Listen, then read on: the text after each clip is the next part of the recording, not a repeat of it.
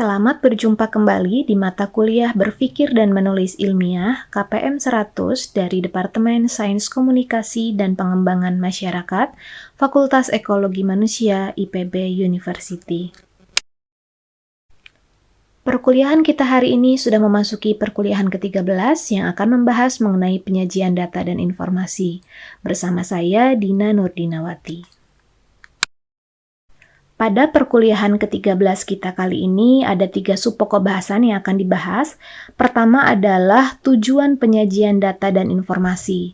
Di sini kita akan memahami bagaimana cara menyajikan data dan informasi yang benar dan mengapa kita perlu menyajikan data dan informasi dengan benar dalam tulisan kita.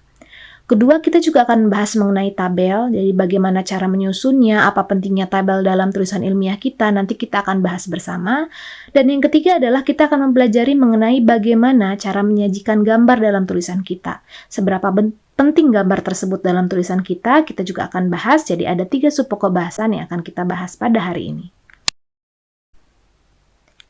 Kita awali dengan subpokok bahasan pertama, yaitu tujuan penyajian data dan informasi. Setelah data dan informasi kita kumpulkan, kita olah, tugas kita berikutnya adalah menyajikannya sehingga para pembaca dapat dengan mudah memahami hasil penelitian kita. Nah, bagaimana caranya supaya kita menyajikannya dengan mudah, dengan tepat, dengan efektif, dan dengan efisien? Maka kita perlu menyajikannya dalam sebuah ilustrasi. Ilustrasi itu bisa berupa tabel maupun gambar. Nah, apa sebetulnya tujuan penyajian data dan informasi melalui ilustrasi tersebut? Pertama, tentu saja untuk mempermudah pembaca memahami sesuatu gambaran, sesuatu variabel, ataupun hubungan antar variabel. Yang kedua, dengan ilustrasi, data dan informasi dapat disajikan lebih efektif dan penggunaan kalimat yang panjang dapat dihindari. Seringkali kita merasa bosan kalau kita membaca hasil penelitian yang isinya kalimat begitu panjang. Tapi kalau disajikan dalam bentuk tabel, tentu itu akan lebih ringkas dan lebih mudah kita pahami selaku pembaca. Berikutnya, prinsip yang harus diingat dalam pembuatan ilustrasi adalah ilustrasi harus menarik dan mampu menjelaskan tentang apa yang diinginkan disampaikan dalam naskah. Dan terakhir, ilustrasi dapat disajikan dalam bentuk tabel, matriks, peta, denah, grafik, foto, maupun diagram. Ilustrasi berupa tabel atau gambar sebetulnya tidak diperlukan kalau bisa dijelaskan dalam satu kalimat. Misal, rata-rata pendapatan rumah tangga di desa X meningkat dari 2 juta menjadi 2.500.000 per bulan setelah mendapatkan pelatihan pengolahan rumput laut, misalnya seperti itu. Kalau dijelaskan dalam satu kalimat selesai, maka sebetulnya tidak perlu disajikan dalam bentuk tabel maupun gambar. Masalahnya seringkali hasil penelitian kita itu memuat banyak variabel, sehingga kalau disajikan dalam bentuk satu kalimat saja tentu sulit. Maka tabel maupun gambar sangat membantu dalam menjelaskan apa yang sebetulnya ingin kita sampaikan kepada pembaca. Dalam tulisan karya ilmiah, semua ilustrasi berupa bentuk tabel itu diberi judulnya adalah tabel. Jadi kalau tabel diberi judulnya adalah tabel. Tapi ketika dia grafik, diagram alir, foto, gambar, itu diberi judulnya tidak diagram, foto, gambar, atau grafik, tapi ke semua itu diberi judulnya adalah gambar. Selanjutnya, mari kita bahas subpokok bahasan yang kedua, yaitu mengenai tabel. Tabel adalah salah satu cara penyajian data dan informasi dalam sebuah karya ilmiah. Ilustrasi berupa tabel biasanya digunakan bila peubah yang diamati cukup banyak dan mungkin tidak sama satuannya. Misalkan yang satu peubah atau variabel satuannya rupiah, sedangkan yang satu lagi tahun. Tujuan membuat tabel adalah untuk mempermudah pembaca memahami sesuatu gambaran atau hubungan antar variabel dalam bentuk angka.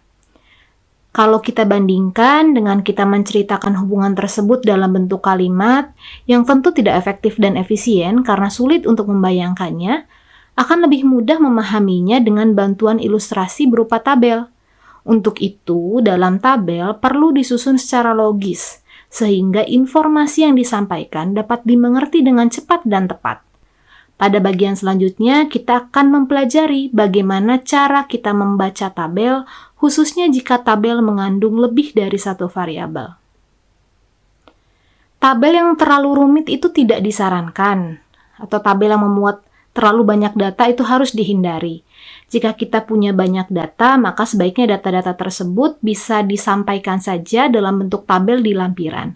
Jadi jangan dimasukkan dalam isi karya ilmiah. Data yang disajikan dalam tabel hanya data yang penting dan dapat menguatkan serta memperjelas pembahasan di dalam teks. Selanjutnya, kita pelajari yang dinamakan dengan matriks. Matriks sebetulnya bagian dari tabel juga, tapi bedanya kalau tabel itu biasanya memuat data-data yang sifatnya kuantitatif, sedangkan matriks itu penyajian data kualitatif dalam struktur tabel, dan umumnya disebut gambar. Jadi kalau tabel itu namanya adalah tabel dalam judulnya. Tapi ketika matriks, meskipun bentuknya tabel, judulnya bukan tabel lagi, tapi gambar. Dengan kata lain, matriks adalah suatu cara ilustrasi yang digunakan untuk merangkum dan menganalisis hubungan antara dua atau lebih variabel tapi berupa data kualitatif dalam bentuk baris dan kolom. Nah, tabel ini paling tidak terdiri atas 5 bagian utama. Pertama adalah nomor dan judul tabel. Kedua adalah judul kolom pertama, itu biasanya kolom yang paling kiri. Lalu ada yang ketiga adalah judul kolom, keempat area informasi, dan kelima catatan kaki dari tabel. Untuk melihat di mana letak-letaknya, nanti ada ilustrasinya setelah slide berikut. Sebelum kita melihat bentuk tabel yang benar, maka kita harus mempelajari dulu syarat-syarat yang harus dipenuhi untuk menyajikan suatu tabel yang benar. Pertama adalah judul tabel harus diberi nomor urut sesuai urutan analisis gagasan dalam teks. Artinya, kalau tabel itu ada dalam bab 3, maka biasanya tabel 3 titik sekian, tabel 3.2 misalnya, tabel 3.3 disesuaikan dengan urutannya. Begitupun kalau dia ada di bab 4, maka biasanya tabel 4.1, tabel 4.2, tabel 4.3, dan seterusnya. Kolom dan baris juga harus diberi judul, kategori atau variabel yang dianalisis. Jangan sampai lupa untuk hal ini.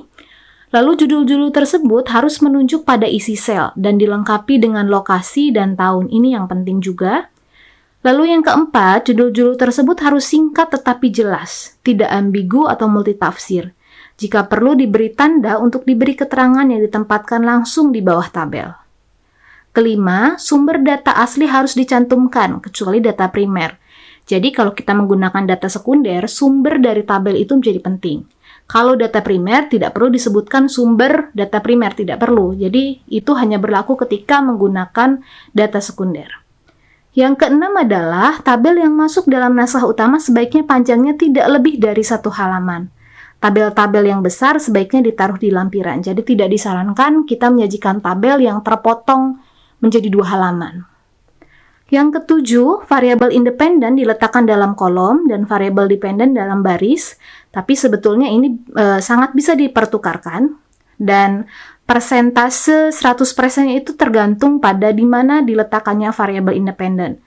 Kalau variabel independen atau variabel X itu diletakkan di kolom, maka 100%-nya ke kolom. Kalau variabel X atau variabel independen itu diletakkan di baris, maka 100%-nya di baris. Itu yang penting. Berikutnya kita pelajari yaitu tata letak tabel dalam teks dan judul. Ini sangat teknis sekali sebetulnya. Bisa dibaca, yang pertama adalah jarak antara teks dengan tabel adalah 2 spasi.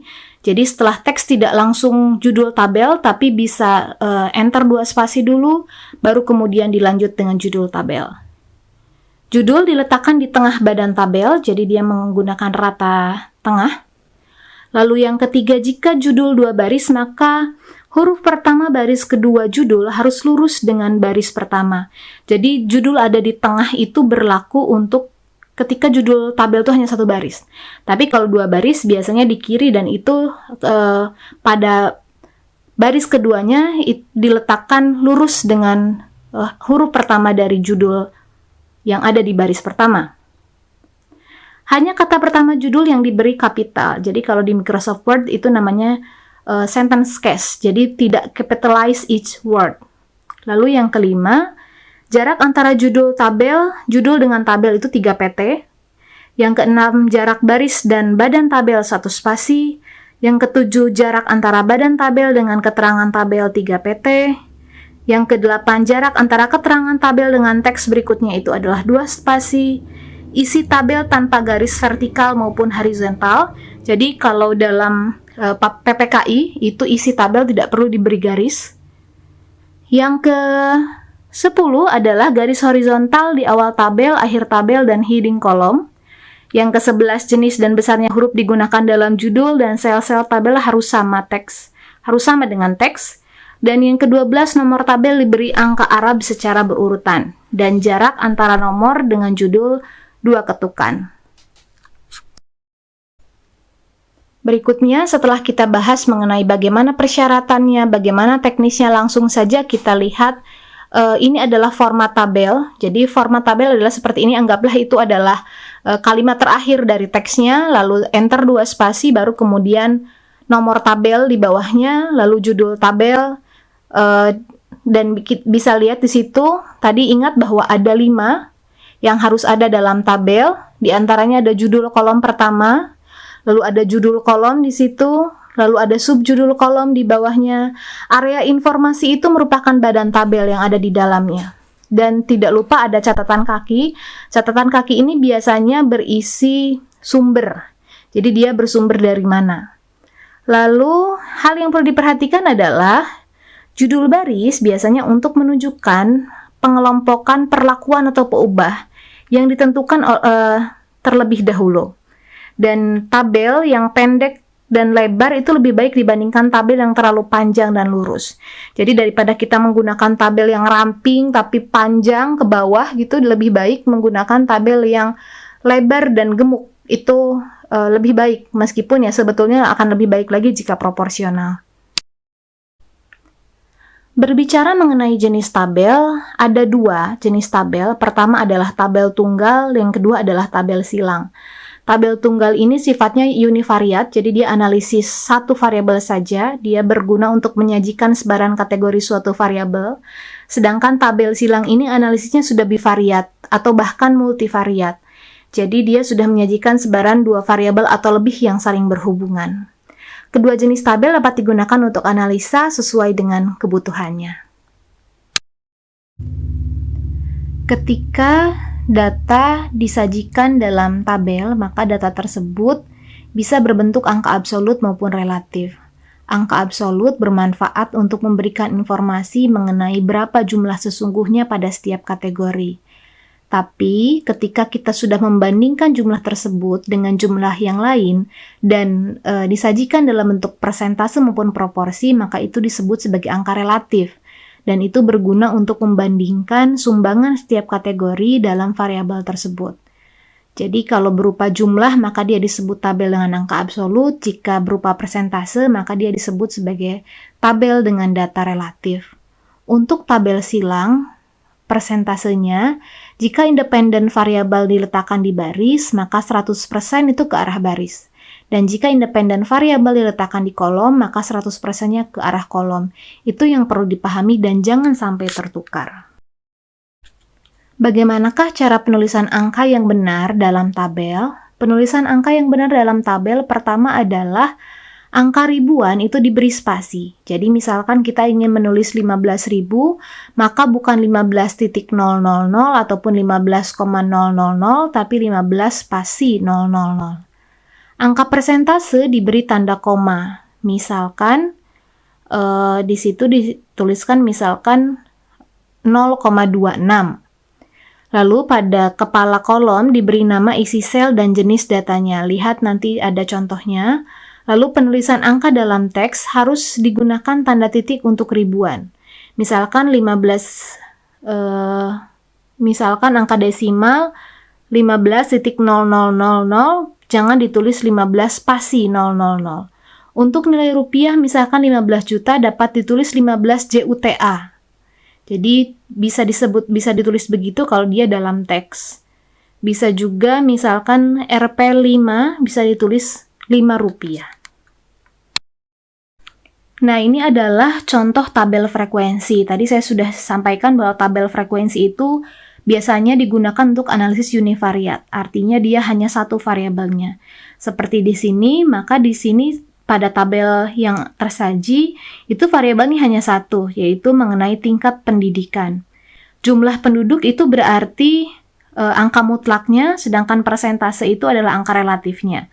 Kenapa relatif? Karena dia membandingkan masing-masing tingkat pendidikan dengan total responden yang ada di situ, total penduduk yang ada di situ. Di situ bisa terlihat bahwa kepala kolomnya misalkan adalah ada tingkat pendidikan, jumlah penduduk, dan persentase. Tidak ada kepala baris karena memang ini adalah tabel tunggal, bukan tabel silang. Dan jangan lupa untuk menuliskan di bawahnya itu adalah sumber. Sumbernya adalah data monografi Desa Pusaka Jaya 2010. Jadi bisa dilihat di judul ada tahun, di sumber juga ada tahun. Kalau tahun yang ada di judul itu menunjukkan bahwa data tersebut adalah data tahun berapa. Sedangkan tahun yang ada di sumber itu merupakan tahun dari diterbitkannya data tersebut. Selanjutnya kita beranjak pada tabel silang. Jadi kalau tadi tabel frekuensi itu univariat, tabel silang ini bivariat atau bahkan bisa multivariat. Sekarang saya contohkan yang bivariat saja supaya mudah. Di sini ada dua contohnya sebetulnya. Untuk tabel silang pertama ini, IV-nya atau independent variable-nya itu ada di baris. Tadi saya sudah sampaikan, kalau independent variable-nya ada di baris, maka 100%-nya harus ke baris. Kita lihat di sini, berarti variabel X-nya adalah tingkat pendidikan istri, variabel Y-nya adalah tingkat kesetaraan gender dalam rumah tangga. Kita bisa lihat di sini bahwa tabelnya berbentuk angka relatif dan 100%-nya ke kanan. Tidak ada sumber tabel, mengapa? Karena ini merupakan data primer. Untuk contoh tabel silang berikutnya, yaitu contoh tabel silang yang kedua, itu independent variabelnya adanya di kolom. Kita bisa lihat dia ada kebalikannya.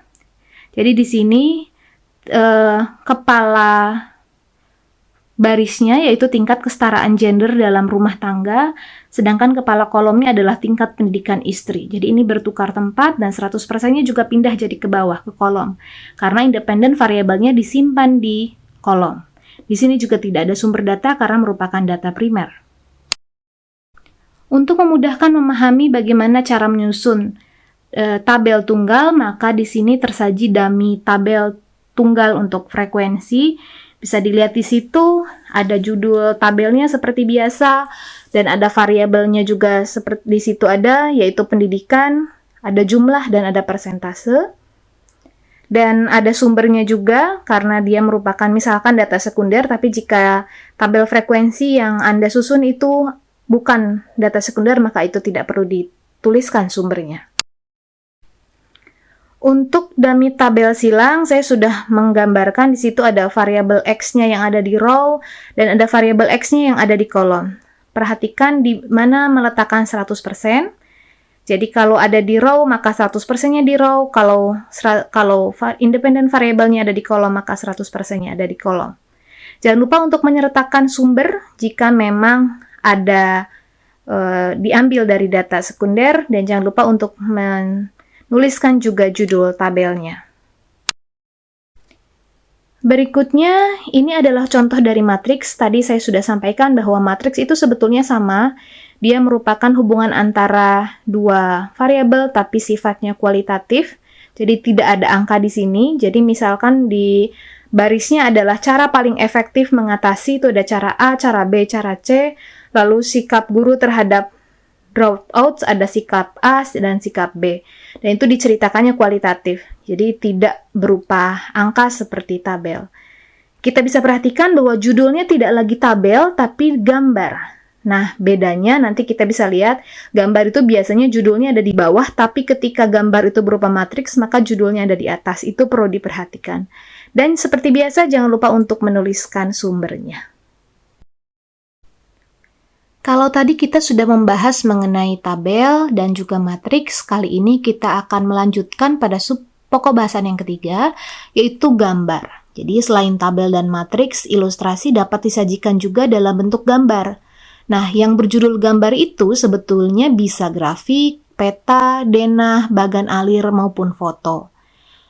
Judul tabel dan matriks itu kan biasanya diletakkan di atas tabel dan matriks itu, tapi beda dengan judul gambar yang diletakkannya justru di bawah gambar.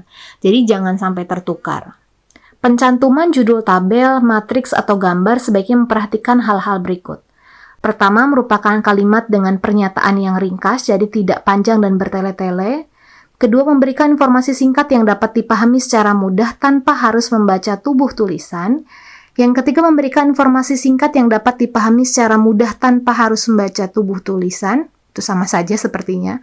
Lalu yang keempat, menyatakan kunci-kunci informasi saja. Jadi, perhatikan keywordnya apa. Lalu merupakan kalimat yang berdiri sendiri dan dapat menerangkan arti tabel ataupun gambar. Gambar yang pertama bisa disajikan dalam bentuk peta. Selain digunakan untuk menunjukkan suatu lokasi, misalnya lokasi penelitian, dapat juga dipergunakan untuk menyajikan data dan atau informasi yang diperinci melalui lokasi geografis. Jadi misalkan kita ingin melihat bagaimana persebaran kemiskinan yang ada di Indonesia atau persebaran ODP, jumlah ODP yang ada di Indonesia atau jumlah PDP yang ada di Indonesia, maka itu kita bisa menggunakan peta untuk memudahkan. Lalu, yang berikutnya adalah denah. Denah ini adalah untuk menyajikan suatu lokasi yang bersifat lebih rinci dan terfokus. Umumnya, denah dipakai untuk menjelaskan letak suatu bangunan atau benda. Kita sering melihatnya misalkan dalam undangan pernikahan.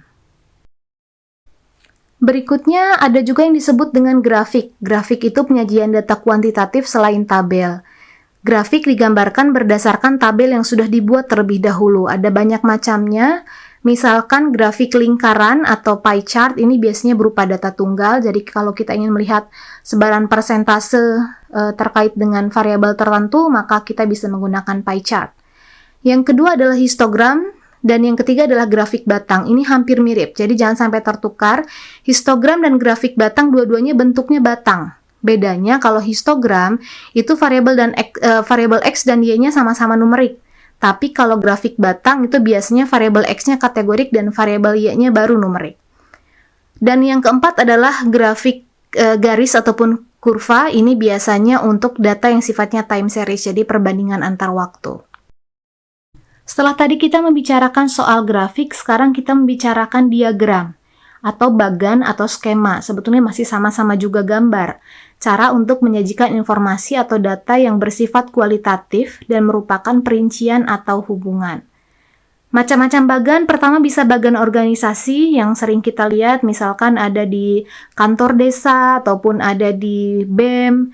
Yang kedua adalah bagan alir. Bagan alir ini untuk menggambarkan proses produksi atau logika.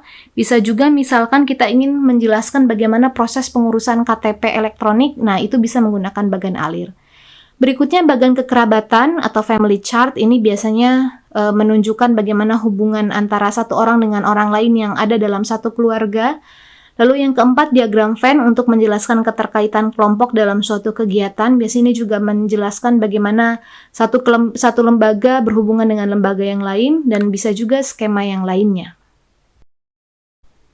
Pada slide-slide selanjutnya akan disajikan mengenai contoh-contoh penyajian data dan informasi dalam bentuk gambar. Yang pertama adalah penyajian data dan informasi dalam bentuk gambar yang berupa peta. Di sini kita bisa melihat peta yang tersaji menunjukkan data sebaran kemiskinan di Indonesia berdasarkan kabupaten. Dari sini tentu kita bisa melihat sebetulnya kabupaten mana yang merupakan prioritas 1, prioritas 2, prioritas 3, 4, 5, dan 6 terkait dengan kemiskinan. Tentu lebih mudah kita pahami daripada kita menyajikannya hanya dalam bentuk kalimat saja.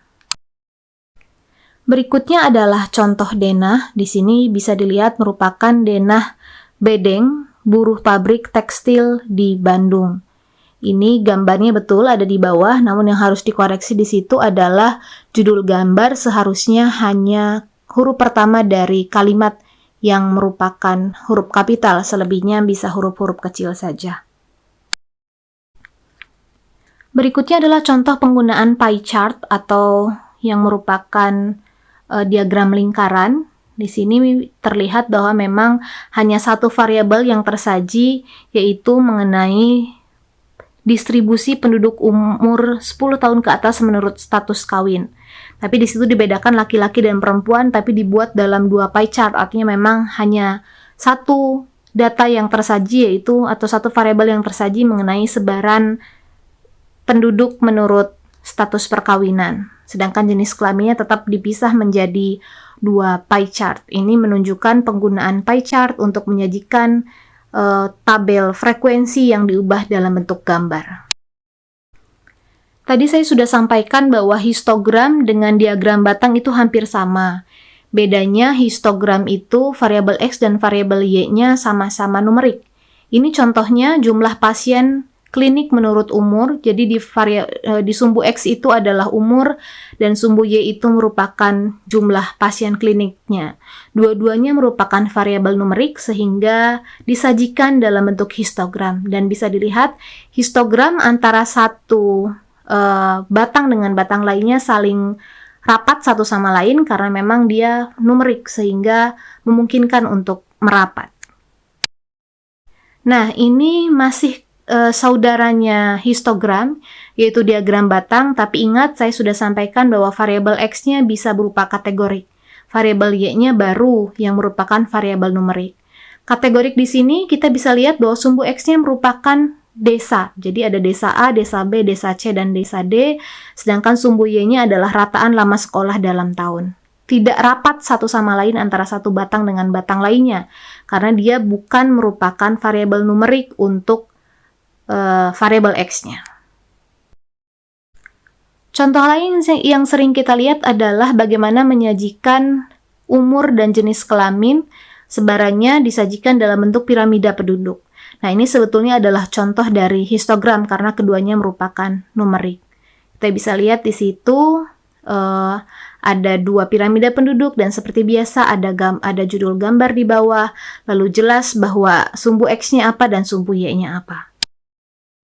Berikutnya adalah contoh penggunaan diagram garis atau kurva. Jadi kalau kita ingin menyajikan data maupun informasi yang sifatnya time series atau perbandingan dari satu waktu ke waktu yang lain, maka pilihan yang tepat adalah menggunakan diagram garis atau kurva. Ini contoh bagan. Kalau yang namanya bagan itu biasanya sifatnya kualitatif, dan itu adalah bagannya berupa contoh dari organigram. Kita tentu sering melihat ini dan tidak sulit juga bagi kita untuk membacanya. Berikutnya adalah contoh penggunaan diagram alir. Jadi di sini sesuai dengan gambarnya, ini adalah bagan proses pemberangkatan tenaga kerja ke luar negeri. Jadi di situ digambarkan bagaimana dari satu tahapan ke tahapan berikutnya. Jadi jelas kalau diagram alir ini biasanya digunakan untuk menceritakan satu tahap ke tahapan berikutnya. Dibandingkan kita menceritakannya dalam bentuk kalimat, misalkan tahap 1 adalah seperti ini, tahap 2 seperti ini, maka akan lebih mudah jika kita menggambarkannya dalam suatu diagram alir. Contoh diagram berikutnya adalah diagram keluarga. Di situ ingin menjelaskan bagaimana pohon keluarga dari 3 keluarga, yaitu ada keluarga inti A, keluarga inti B, dan keluarga inti C, digambarkan dalam suatu diagram. Dan jangan lupa untuk menuliskan judul gambar di bawahnya. Dan lagi-lagi itu koreksi, seharusnya hanya huruf pertama dari kalimat yang berhuruf kapital, selebihnya adalah huruf kecil. Diagram yang terakhir yang bisa digunakan adalah berbentuk diagram Venn. Biasanya diagram Venn ini menunjukkan lembaga-lembaga yang terkait dengan satu fenomena. Di sini bisa dilihat yang menjadi masalah adalah sampah. Di situ ada banyak lembaga yang terkait dan saling berhubungan satu sama lain. Ini disajikan dalam bentuk diagram Venn. Terakhir adalah foto-foto. Jadi gambar itu juga bisa disajikan dalam bentuk foto. Foto tidak sembarang foto yang bisa kita sajikan, tapi memang foto yang terkait dengan tulisan yang sedang kita tulis. Dan yang terpenting lagi, sebaiknya ketika kita memasukkan foto dalam tulisan ilmiah kita, itu adalah benar-benar foto yang kita ambil sendiri, sehingga tidak berhak cipta. Hati-hati ketika mengambilnya di Google misalnya, karena itu pasti ada hak ciptanya. Dan jangan lupa juga untuk menuliskan judulnya dengan ketentuan yang sudah disampaikan tadi. Sampai di sini dulu perkuliahan kita mengenai penyajian data dan informasi. Semoga perkuliahan kali ini bermanfaat. Sampai berjumpa lagi di lain kesempatan. Semoga sehat selalu. Wassalamualaikum warahmatullahi wabarakatuh.